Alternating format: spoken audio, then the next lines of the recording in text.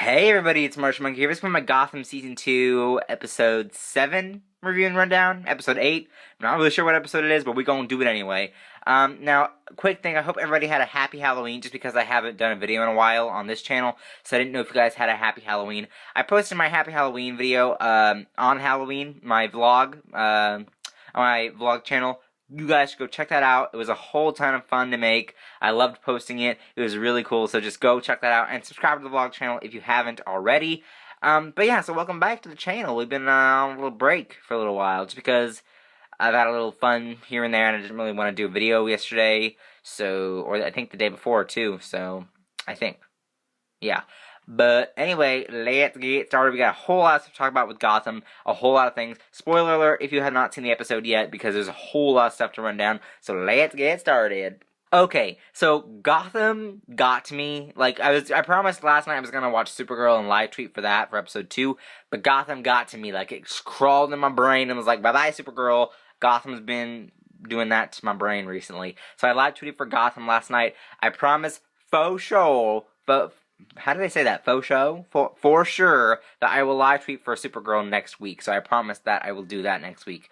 This episode was actually pretty interesting for Gotham because it felt a lot of, like, it felt cinematic to me. Like, it felt, like, really cinematic. It felt, almost like a movie, almost. Like, kind of like, it felt like a movie to me, like how visually it looked and how it felt. This episode kind of reminded me of, like, a whole movie experience kind of thing. I don't know if you guys experienced that too, but let's start off with the first story, which is Galavan, Penguin, Gordon, all that jazz. Okay, so what's going on with Penguin, Galavan, and Gordon in this episode? Like I said, very cinematic of how the visual effects look for this episode, but I'll talk about that in a second. So what's going on here is that Penguin, of course, went to go get his mother. Butch actually told him that his mother was in this warehouse. They go there. Butch kind of portrays Penguin because of the whole brainwashing thing. That's all fixed in this episode. Or I guess we saw it last episode, now it's this episode, basically. But Penguin ends up getting his mother back, even though he's been begging for a little while. I think that the whole Penguin thing, like, I feel like Penguin in Gotham Season 1 went with a smaller war. Like, he went into, like, a tiny little war with Fish Mooney, kind of a little bit with Maroni and Falcone, but that ended up just resolving itself, because Fish killed Maroni. Fish is supposedly dead, we don't really know for sure. Falcone retired, so that kind of solved itself.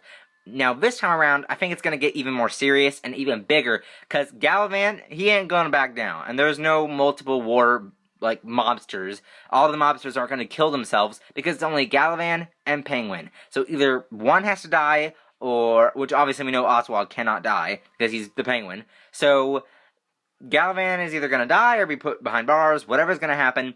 But I feel like Penguin is going to get all these wars, like each season. Like Season 3, he might go up against another person. And Season 4, because as the King of Gotham, that they've explained it this season that title can be, like, taken from you, like, taken from you? Yeah, it can be taken from you.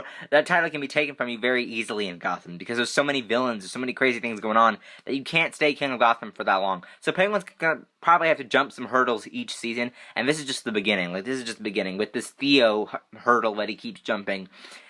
Now, we all know Carol Kane, amazing actress. She did really well as, Oswald's mother, but unfortunately, Gertrude died. She is now R.I.P. Gertrude. She dead. Galavan, or I guess it was Tigress, technically, that killed her. Tigress killed her. She dead. So there's no more Gertrude now.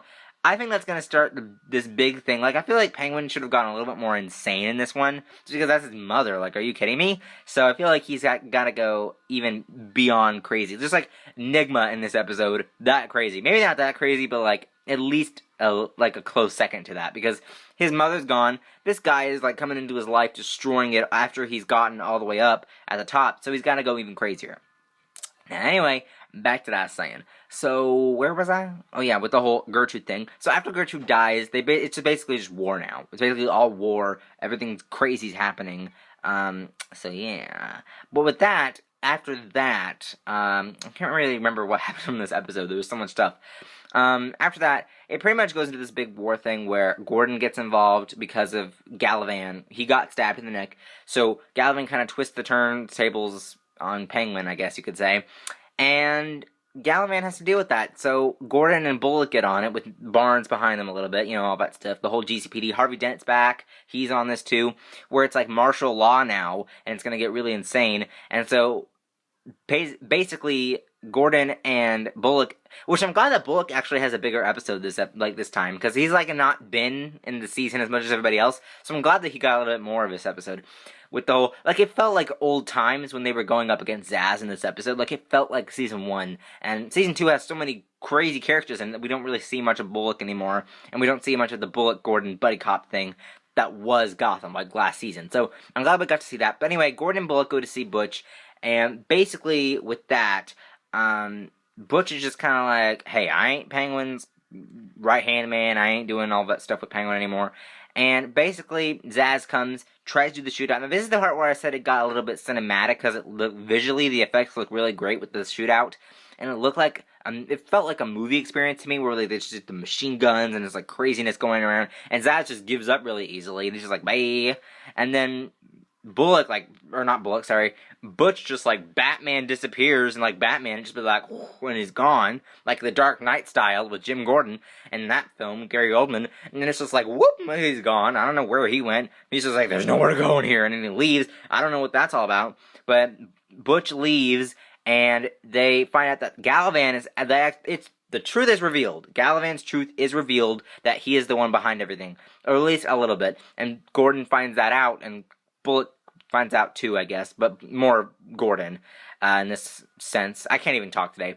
But Gordon ends up finding out that truth. Now, later on at the party, we get some more war stuff with the Strike Force, or I guess what's left of the Strike Force anyway, and tries to snipe, and he finds that there's actually multiple people dressed up as Oswald, which is crazy. Like, it kind of reminds me, like, I feel like I've seen that kind of, like, plan before, like, what was it? Maybe they did the Dark Knight movies did something like that. I don't know if they did or not.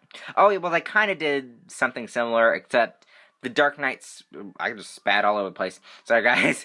The Dark Knight switched the hostages with the civilians, but that really wasn't what they did here. They kind of actually just masqueraded everybody in Gotham and made, like, multiple Oswalds. But Dark Knight kind of did something similar to that, except they switched to the civilians and hostages instead. So, I don't know. Kind of the same, but not really. But anyway, yeah, they ended up making multiple Oswalds to trick them, which is really smart. That was really clever on Oswald's part to do that. I thought that was super clever. And it ends up going face-to-face, gun-to-gun with Gordon and Penguin. And then Bullock gets up on this club like, what? And then it's like, okay, shoot him. Penguin gets away. And Galavan is upset, and Gordon just like, you know what, I'm taking you down. Like, I'm going to take down the city's monsters, but I'm taking you down first. So, we're going to have to see what happens with that next week. I'm super excited. I cannot wait to see more of the war tactics. Although, I can't even talk. Although, I'm watching Supergirl next week. Next week is a big Barbara episode, but I'm not going to be watching it because I'm going to be watching Supergirl because I got to watch it. I got to start doing the whole alternate live tweeting thing, but I don't know. But anyway, yeah, so what was I talking about? But anyway, I'm really excited for what's going to happen next week with Gotham. It's going to be really exciting. I don't know if they're going to touch on the subjects that they did this episode. A lot of things were seeding it. The Silver St. Cloud story, seeding a little bit of what's to come. And this is just the beginning. I feel like the whole Galavan Penguin War is going to get bigger each episode. So we're probably just seeding a little bit till next week, because next week is a Barbara episode, so we're probably not going to get as much Galavan as we will Barbara. I don't know. But anyway, on to the next story. Ed, full-on Riddler, crazy train, whoop whoop, all aboard. Ed basically goes cray-cray in this episode. Like, we knew he was cray-cray before in the season 1 finale, I think. Not mid-season, it was like actual finale, where he does that insane what's black and white red all over Riddler craziness. And in this episode, he goes full-on insane. Like, he wakes up the next morning after killing Kringle, and it's just like, okay, my other personality took over my body at night, drove my body like a car, basically, put Kringle's body full of riddles and all of his craziness, and it's like, what the heck? But really, when Ed found that envelope with the question mark, kind of reminded me of the Jim Carrey Riddler, where he was in that movie. I don't remember which movie was that? I can't remember what the name of it was. I can't remember which one it was.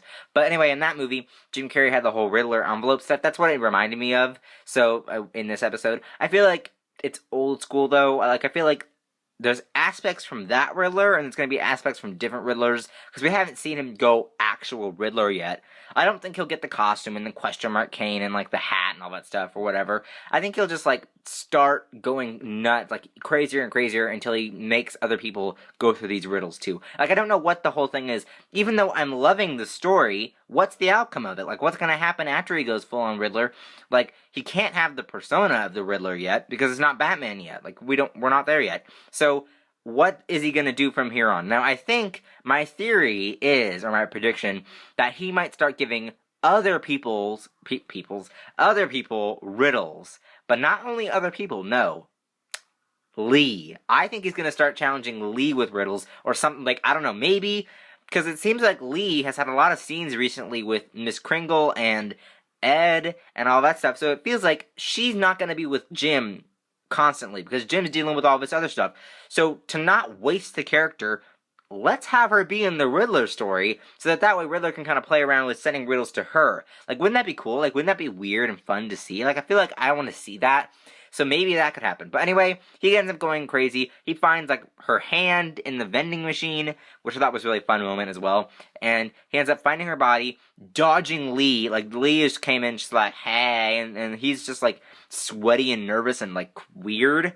And so he gets away with it. She leaves. But the body is still there. He ends up, I feel like his bad personality and his regular personality merge in this episode and just make him insane. And, like, full on 100% crazy. So, or mental, whatever I'm going to say. So, we're going to have to wait and see what happens with that next week. Or maybe weeks to come. I don't know how long it's going to be until we get back to that story. I cannot wait. It's going to get really fun. I think everybody is really loving Ed. I feel like Ed is the best villain on the show. Like, I feel like everyone's saying that. I got tweeted by, I can't remember the name, but someone tweeted me saying that he's the best villain. Last night they tweeted me, and so that he's the best villain on the show, and that everyone's just saying that the Riddler story is the best so far. And again, cinematically, that last scene with his multiple personality, like teleporting all over the room or whatever, looked very like it felt like a movie experience. That too felt like cinematic and visually stunning and all that stuff. So it felt really good with that scene as well. Anyway, on to the next story. We got some Silver stuff to talk about. Silver St. Cloud acting like a you-know-what. Ooh.